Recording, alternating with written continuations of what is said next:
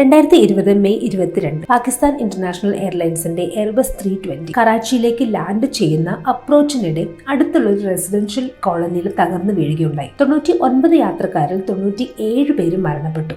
രക്ഷപ്പെട്ടത് ആകെ 2 പേർ മാത്രം. യാതൊരു രീതിയിലും ജസ്റ്റിഫൈ ചെയ്യാൻ സാധിക്കാത്ത ഒരു അപകടം. ലാൻഡിംഗ് ഗിയർ പോലും എക്സ്റ്റെൻഡ് ചെയ്യാതെ ലാൻഡ് ചെയ്യാൻ വേണ്ടി പ്രിപ്പയർ ചെയ്ത 2 പൈലറ്റ്സ്. മിസ്റ്റേക്സിന്റെ ഒരു നീണ്ട നിര തന്നെയാണ് ഇൻവെസ്റ്റിഗേറ്റേഴ്സിന് കണ്ടെത്താൻ സാധിച്ചത്. സേഫായി യാത്രക്കാരെ ട്രാൻസ്പോർട്ട് ചെയ്യാൻ സാധിക്കുമോ എന്ന് പോലും സംശയിക്കുന്ന രീതിയിലുള്ള ഒരു അപകടം. എന്താണ് ഈ എയർക്രാഫ്റ്റിന്റെ കോക്പിറ്റിൽ സംഭവിച്ചത്? ആരാണ് ഈ ദുരന്തത്തിന്റെ ഉത്തരവാദികൾ? നമുക്ക് നോക്കാം, വീഡിയോ കാണാം.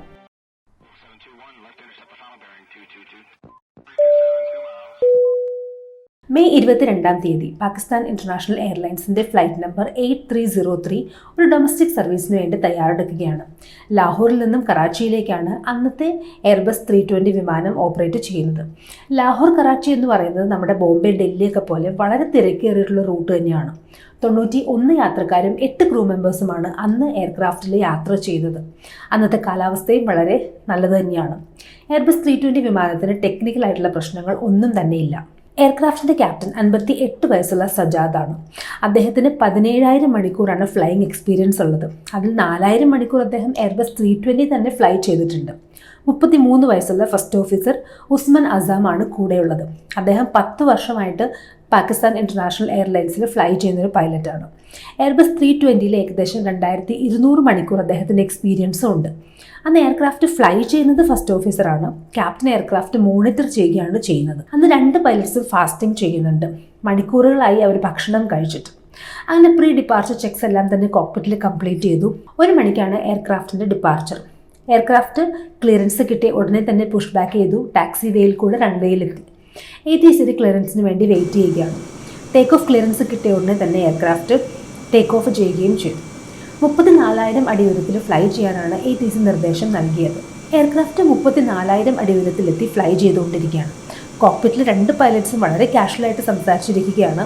മെയിൻ ടോപ്പിക് കോവിഡ് പാൻഡമിക് തന്നെയാണ്. ഇടയ്ക്ക് ATC ആയിട്ട് കോൺടാക്ട് ചെയ്യുന്നുണ്ട്, ഇൻസ്ട്രുമെന്റ്സ് മോണിറ്റർ ചെയ്യുന്നുണ്ട്. അങ്ങനെ എയർക്രാഫ്റ്റ് കറാച്ചിയിലേക്ക് ഡെസെൻഡ് ചെയ്യാറായി. പൈലറ്റ്സ് കറാച്ചി ATC ആയിട്ട് കോൺടാക്ട് ചെയ്തു. ഇൻസ്ട്രുമെന്റ് ലാൻഡിംഗ് സിസ്റ്റം ഉപയോഗിച്ചുകൊണ്ട് റൺവേ 25 ലെഫ്റ്റ് ആണ് ലാൻഡിങ്ങിന് വേണ്ടി ATC അസൈൻ ചെയ്ത് കൊടുത്തത്. എയർക്രാഫ്റ്റിന്റെ അപ്രോച്ച് പാത്ത് ഫ്ലൈറ്റ് മാനേജ്മെന്റ് സിസ്റ്റത്തിൽ പൈലറ്റ്സ് എൻ്റർ ചെയ്തു. ഈ ഡേറ്റ എൻ്റർ ചെയ്ത് കഴിഞ്ഞിട്ടുണ്ടെങ്കിൽ ഡിസെൻറ്റ് പ്രൊഫൈൽ കാൽക്കുലേറ്റ് ചെയ്യാൻ വേണ്ടി ഫ്ലൈറ്റ് മാനേജ്മെന്റ് സിസ്റ്റത്തിന് സാധിക്കും. എയർബസ് എയർക്രാഫ്റ്റ് വളരെ അഡ്വാൻസ്ഡ് ആയിട്ടുള്ളൊരു എയർക്രാഫ്റ്റ് തന്നെയാണ്. എയർബസ് 320 പൈലറ്റ്സ് ഓട്ടോ പൈലറ്റിന് ഇൻസ്ട്രക്ഷൻ കൊടുക്കുന്നത് ഫ്ലൈറ്റ് കൺട്രോൾ യൂണിറ്റ് ഉപയോഗിച്ചാണ്. നോർമലി 3 മോഡാണ് എൻഗേജ് ചെയ്യാറുള്ളത്. ഒന്ന് എയർക്രാഫ്റ്റിൻ്റെ ലാറ്ററൽ പൊസിഷൻ കൺട്രോൾ ചെയ്യാനാണെന്നുണ്ടെങ്കിൽ, രണ്ടാമത്തേത് വെർട്ടിക്കൽ പൊസിഷനും, മൂന്നാമത്തേത് എയർ സ്പീഡ് കൺട്രോൾ ചെയ്യാനുമാണ്. ഈ മോഡ്സ് എല്ലാം തന്നെ സെലക്റ്റഡ് അല്ലെങ്കിൽ മാനേജ്ഡ് എന്നീ 2 കാറ്റഗറിയിലാണ് വരുന്നത്. ഇതിൽ സെലക്റ്റഡ് എന്ന മോഡാണെന്നുണ്ടെങ്കിൽ പൈലറ്റ്സ് കൊടുക്കുന്ന ഇൻസ്ട്രക്ഷൻ ഉപയോഗിച്ചുകൊണ്ടായിരിക്കും എയർക്രാഫ്റ്റ് ഫ്ലൈ ചെയ്യുന്നത്. എന്നാൽ മാനേജ്ഡ് എന്ന മോഡിൽ ഓട്ടോ പൈലറ്റ് സിസ്റ്റം തന്നെയാണ് ഫ്ലൈറ്റ് പാത്ത് തീരുമാനിക്കുന്നത്. Pakistan international airlines flight number 8303 manage descent മോഡാണ് പൈലറ്റ് സെലക്ട് ചെയ്തത്. എന്നിട്ട് 10,000 അടി ഓൾട്ടിറ്റ്യൂഡ് സെലക്ട് ചെയ്യുകയും ചെയ്തു. ഓട്ടോ പൈലറ്റ് സിസ്റ്റം എയർക്രാഫ്റ്റിനെ ഒരു സ്റ്റഡി മോഡിൽ ഫ്ലൈ ചെയ്ത് തുടങ്ങുകയും ചെയ്തു. എയർക്രാഫ്റ്റ് 3000 അടി ഉയരത്തിലെത്തുന്ന സമയത്ത് എയർക്രാഫ്റ്റിന് ഒരു ഹോൾഡിംഗ് പാറ്റേൺ ആണ് ATC നൽകിയിരിക്കുന്നത്. അതനുസരിച്ചാണ് flight management system decent profile calculate ചെയ്തിരിക്കുന്നത്. എന്നാൽ ഹോൾഡിംഗ് പാറ്റേൺ ഫോളോ ചെയ്യാൻ വേണ്ടി ക്യാപ്റ്റൻ തീരുമാനിച്ചിരുന്നില്ല. എന്നാൽ അങ്ങനെ തീരുമാനിക്കാത്തത് കൊണ്ട് തന്നെ അത് ഫ്ലൈറ്റ് പ്ലാനിൽ നിന്നും ഡിലീറ്റ് ചെയ്യേണ്ടതാണ്. എന്നാൽ അത് ഡിലീറ്റ് ചെയ്യാൻ വേണ്ടി 2 പൈലറ്റും മറന്നു പോവുകയുണ്ടായി. അതിൻ്റെ പ്രധാനപ്പെട്ട കാരണം ഈ കാഷ്വൽ കോൺവെർസേഷൻ തന്നെയായിരുന്നു. അവർ കൂടുതൽ സമയത്തും അവരുടെ സംഭാഷണത്തിൽ മുഴുകിയിരിക്കുകയായിരുന്നു. ഡിലീറ്റ് ചെയ്തിരുന്നെങ്കിൽ തീർച്ചയായിട്ടും ഫ്ലൈറ്റ് മാനേജ്മെൻറ്റ് സിസ്റ്റം ഒന്നുകൂടി ഡിസെൻഡ് ചെയ്യുന്ന റേറ്റ് കാൽക്കുലേറ്റ് ചെയ്ത് അത് അപ്ഡേറ്റ് ചെയ്തേനും. എന്നാൽ അതുണ്ടായില്ല. അതുമാത്രമല്ല, അപ്രോച്ചിൻ്റെ ചെക്ക് ലിസ്റ്റ് പരിശോധിക്കുകയോ ബ്രീഫിംഗ് ചെയ്യുകയോ ഒന്നും തന്നെ 2 പൈലറ്റ്സും ചെയ്തില്ല. എന്നാൽ ആ ഹോൾഡിംഗ് പാറ്റേൺ ഫോളോ ചെയ്യാത്തത് കൊണ്ട് തന്നെ എയർക്രാഫ്റ്റ് ആ സമയത്ത് വളരെയധികം ഉയരത്തിലായിരുന്നു ഫ്ലൈ ചെയ്തുകൊണ്ടിരുന്നത്. വളരെ പെട്ടെന്നാണ് ക്യാപ്റ്റൻ അദ്ദേഹത്തിൻ്റെ ഫ്ലൈറ്റ് മാനേജ്മെൻറ്റ് സിസ്റ്റം ചെക്ക് ചെയ്യുന്നതും തങ്ങൾക്ക് സംഭവിച്ച മിസ്റ്റേക്ക് വളരെ പെട്ടെന്ന് മനസ്സിലാക്കുന്നതും. പെട്ടെന്ന് തന്നെ ഫസ്റ്റ് ഓഫീസറോട് ഹോൾഡിംഗ് പാറ്റേൺ ഡിലീറ്റ് ചെയ്യാൻ ക്യാപ്റ്റൻ ആവശ്യപ്പെട്ടു. അദ്ദേഹം അത് ചെയ്യുകയും ചെയ്തു. ഇത് റിപ്പോർട്ട് ചെയ്യണോ എന്ന് ഫസ്റ്റ് ഓഫീസർ ചോദിച്ച സമയത്ത് അതിൻ്റെ ആവശ്യമില്ല, കണ്ടിന്യൂ ചെയ്യാം എന്നാണ് ക്യാപ്റ്റൻ മറുപടി നൽകിയത്. ക്യാപ്റ്റൻ ചെയ്തത് ഓപ്പൺ ഡിസെൻറ്റ് എന്ന മോഡ് ഫ്ലൈറ്റ് കൺട്രോൾ യൂണിറ്റിൽ സെലക്ട് ചെയ്യുകയാണ് ചെയ്തത്.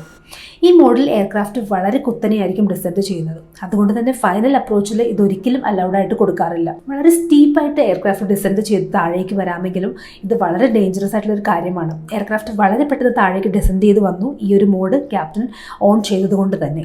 ഇത് ശ്രദ്ധിച്ച ATC കൺട്രോളർ പൈലറ്റ്സിനെ വാൺ ചെയ്തു. നിങ്ങളുടെ എയർക്രാഫ്റ്റ് വളരെ ഉയരത്തിലാണ് ഇപ്പോഴും ഉള്ളത്, വേണമെങ്കിൽ നിങ്ങൾക്കൊരു ഹോൾഡിംഗ് പാറ്റേൺ തരാമെന്ന് ATC അദ്ദേഹം അവരോട് പറയുകയുണ്ടായി. എന്നാൽ തങ്ങൾക്കതിൻ്റെ ആവശ്യമില്ല എന്നാണ് ക്യാപ്റ്റൻ മറുപടി നൽകിയത്. എന്നാൽ എയർക്രാഫ്റ്റ് ഈ രീതിയിൽ ടച്ച് ഡൗൺ ചെയ്താൽ അത് വളരെയധികം അപകടമാണ് എന്ന് ATCക്ക് അറിയാമായിരുന്നു. എയർക്രാഫ്റ്റ് 7400 അടി ഉയരത്തിലെത്തിയ സമയത്ത് പൈലറ്റ്സ് ലാൻഡിംഗ് ഗിയർ എക്സ്റ്റെൻഡ് ചെയ്യുകയുണ്ടായി.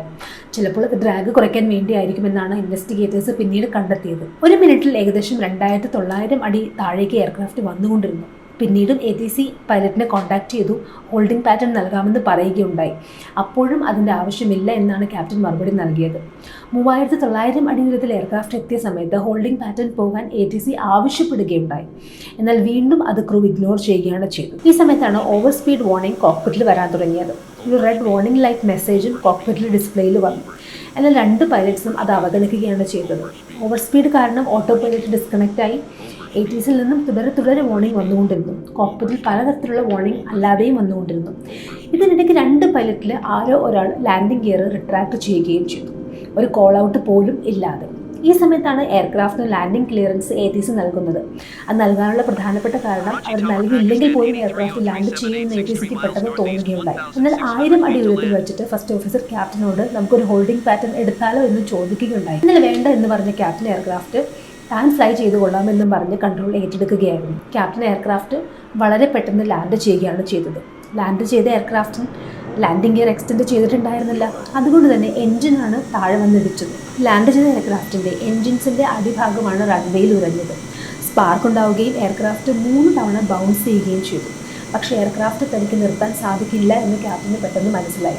അതുകൊണ്ട് തന്നെ വളരെ പെട്ടെന്ന് അദ്ദേഹം എയർക്രാഫ്റ്റ് ഗോ അറൗണ്ട് ചെയ്യുകയാണ് ചെയ്തത്. ഇതെല്ലാം തന്നെ ATCയിൽ ഈ ഒരു കൺട്രോൾ ടവറിനകത്തിരുന്ന് കാണുന്നുണ്ടായിരുന്നു. അവർക്ക് മനസ്സിലായി എയർക്രാഫ്റ്റ് ലാൻഡിംഗ് ഗിയർ ഇല്ലാതെയാണ് ലാൻഡ് ചെയ്തതെന്നും എൻജിൻസിന് ഡാമേജ് സംഭവിച്ചിട്ടുണ്ട് എന്നും. ഈ സമയത്താണ് റൈറ്റ് എൻജിൻ ഡാമേജ് മൂലം ഫെയിലായത്. 59 അടി ഉയരത്തിലെത്തിയ എയർക്രാഫ്റ്റിൽ പിന്നീട് വാർണിംഗ്സ് വരാൻ തുടങ്ങി. ATCയും പൈലറ്റ്സിനെ കോൺടാക്ട് ചെയ്യാൻ തുടങ്ങി. അങ്ങനെ എയർക്രാഫ്റ്റ് 2100 അടി ഉയരത്തിലെത്തിയ സമയത്താണ് പൈലറ്റ്സിന് മനസ്സിലായത് 2 എൻജിൻസിൻ്റെയും പവർ കുറഞ്ഞു എന്നുള്ളത്. വളരെ പെട്ടെന്ന് തങ്ങൾക്ക് അടിയന്തരമായിട്ട് ലാൻഡ് ചെയ്യണമെന്ന് പൈലറ്റ്സ് ATCയോട് റിക്വസ്റ്റ് ചെയ്യുകയുണ്ടായി. ATC വളരെ പെട്ടെന്ന് തന്നെ അവർക്ക് ലാൻഡിംഗ് ചെയ്യാനുള്ള ക്ലിയറൻസ് കൊടുത്തു. എന്നാൽ ആ സമയമായപ്പോഴേക്കും എയർക്രാഫ്റ്റിൻ്റെ സ്പീഡ് വളരെയധികം കുറഞ്ഞു വന്നിരുന്നു. അതുമാത്രമല്ല എയർക്രാഫ്റ്റ് കൺട്രോൾ ചെയ്യാൻ പൈലറ്റ്സിനാവുമായിരുന്നില്ല. കാരണം 2 എൻജിൻസിൻ്റെയും പവർ നഷ്ടപ്പെട്ട 2 എൻജിൻസും ഫെയിൽ ആവുകയും ചെയ്തു. ഈ സമയമായപ്പോഴേക്കും പൈലറ്റ്സ് ലാൻഡിംഗ് ഗിയർ എക്സ്റ്റെൻഡ് ചെയ്തു. എയർക്രാഫ്റ്റ് എങ്കിൽ പോലും സ്റ്റോൾ ചെയ്യാൻ തുടങ്ങി. എയർക്രാഫ്റ്റ് ആ സമയം ഫ്ലൈ ചെയ്തുകൊണ്ടിരുന്നത് വലിയ ഒരു ജനസാന്ദ്രതയുള്ള ഏരിയയുടെ മുകളിലൂടെയായിരുന്നു. ക്യാപ്റ്റൻ ഉടനെ തന്നെ മെയ്ഡേ കോൾ ATCക്ക് കൊടുക്കുകയുണ്ടായി. അതായിരുന്നു ഈ എയർക്രാഫ്റ്റിൽ നിന്നും ATCക്ക് ലഭിച്ച അവസാനത്തെ കമ്മ്യൂണിക്കേഷൻ. പാകിസ്ഥാൻ ഇന്റർനാഷണൽ എയർലൈൻസിന്റെ ഫ്ലൈറ്റ് നമ്പർ 8303 കറാച്ചിയിലെ മോഡൽ കോളനിയിൽ തകർന്നു വീഴുകയായിരുന്നു. 18 ബിൽഡിംഗ്സ് ആണ് ഈ എയർക്രാഫ്റ്റ് വന്ന് വീണത് മൂലം ഡാമേജ് ആയത്. ഗ്രൗണ്ടിലുണ്ടായിരുന്ന 8 പേര് കൊല്ലപ്പെടുകയും ചെയ്തു. ഈ എയർക്രാഫ്റ്റിനകത്തു നിന്നും ആകെ രക്ഷപ്പെട്ടത് 2 പേർ മാത്രമായിരുന്നു. കോക്പിറ്റ് വോയിസ് റെക്കോർഡർ പരിശോധിച്ച സമയത്താണ് പൈലറ്റ്സ് 2 പേരും മുഴുനീള സംഭാഷണത്തിൽ മുഴുകിയിരുന്നതായിട്ട് ഇൻവെസ്റ്റിഗേറ്റേഴ്സിന് മനസ്സിലാക്കാൻ സാധിച്ചത്. അതുമാത്രമല്ല ഫാസ്റ്റിംഗ് ചെയ്യുന്നത് കൊണ്ട് തന്നെ ഭക്ഷണമോ വെള്ളമോ കഴിക്കാത്തത് മൂലം അവർ ഡിസ്ട്രാക്റ്റ് ആയി പോവുകയും ചെയ്തിരുന്നു. അവരുടെ ശരീരം വളരെ വീക്കായിരുന്നു. അവർക്ക് മെൻ്റലി അവർക്കൊരു ഡിസിഷൻ എടുക്കാൻ സാധിക്കുമായിരുന്നില്ല. അതുമാത്രമല്ല ഈ കോക്പിറ്റിനകത്തുണ്ടായിരുന്ന ചെക്ക് ലിസ്റ്റോ അല്ലെങ്കിൽ വന്ന വാർണിംഗ്സോ ഒന്നും തന്നെ പൈലറ്റ്സ് മാനേജ് ചെയ്തിരുന്നില്ല.